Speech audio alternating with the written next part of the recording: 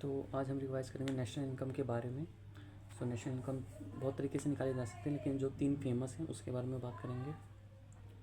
पहला है production method. Production method में एनएनपी एट फैक्टर कॉस्ट के मेथड से निकलता है। Production method national income NNP FC के माध्यम से निकलता है, जिसका फॉर्मूला एनएनपी जो market price minus tax plus subsidy, हम जानते हैं। दूसरा है income method rent, interest, wages और प्रॉफिट, मतलब जो लैंड, लेबर, कैपिटल, एंटरप्रेन्योर से मिलती हैं 4 चीज़ें, रेंट, इंटरेस्ट, वेजिस, प्रॉफिट, उनको ऐड करके हम इनकम मेथड से निकाल सकते हैं।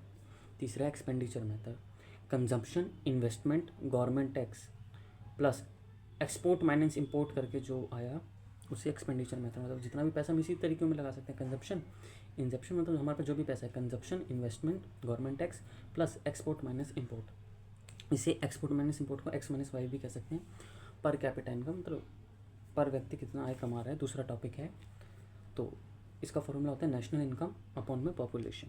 तो इंडिया की अभी नेशनल इनकम चल रही है, साल की ईयरली निकाली जाती है 1,72,000 है, डिवाइडेड बाय 12, महीने का 15,000, दिन का 500 रुपये, अगर डिवाइडेड बाई 30 करें, ठीक है। और इसका एक रीज़न है पॉपुलेशन इतनी ज़्यादा है, तो मैं कहूँगा कि अच्छी पॉपुलेशन है, ठीक है। ये है ट्रक का एग्जांपल हम तौर पे लें, 100 अच्छे ट्रक होंगे और 100 अच्छे ट्रक, 100 ट्रक हैं और 100 अच्छे ट्रक होंगे, तो कौन ज़्यादा वैल्यू ऐड करेगा? 100 अच्छे ट्रक वैल्यू ऐड करेंगे। पॉवर्टी, गरीबी को हम समझते हैं, तो गरीबी को हम किससे नापें, मतलब किसको हम गरीब कहेंगे? जिसके पास रोटी, कपड़ा, मकान, शिक्षा और चिकित्सा, 5 चीज़ों में से कोई भी एक चीज़ कमी होगी तो हम उसे गरीब कहेंगे। देखो, मकान भी किराए का हो, लेकिन ये सब बेसिक नीड्स, ये बहुत बेसिक नीड्स है, तब भी लोग इतने करोड़ों लोग गरीब हैं, ठीक है।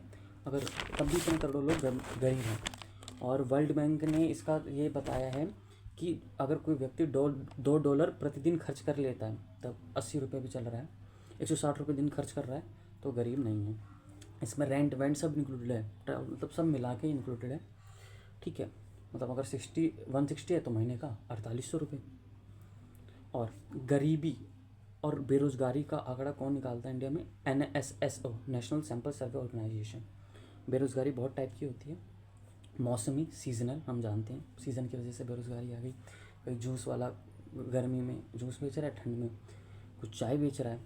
घर्षणात्मक या फ्रिक्शनल अनएम्प्लॉयमेंट, जिसमें टैग की वजह से, ठीक है, पहले रजिस्टर होता था, अब कंप्यूटर आए, उसकी वजह से नई जॉब, वेट, अनएम्प्लॉयमेंट हुई। फिर कंप्यूटर के बाद अब AI आ गया। सो दैट्स वाई, मतलब ये ज़्यादा दिनों के नहीं रहती, कोई नहीं सीखेगा तो आ जाएगा, मतलब सीखेगा तो आ जाएगा। एजुकेशनल एम्प्लॉयमेंट, जितना पढ़े लिखे उस हिसाब से जॉब ना मिलना।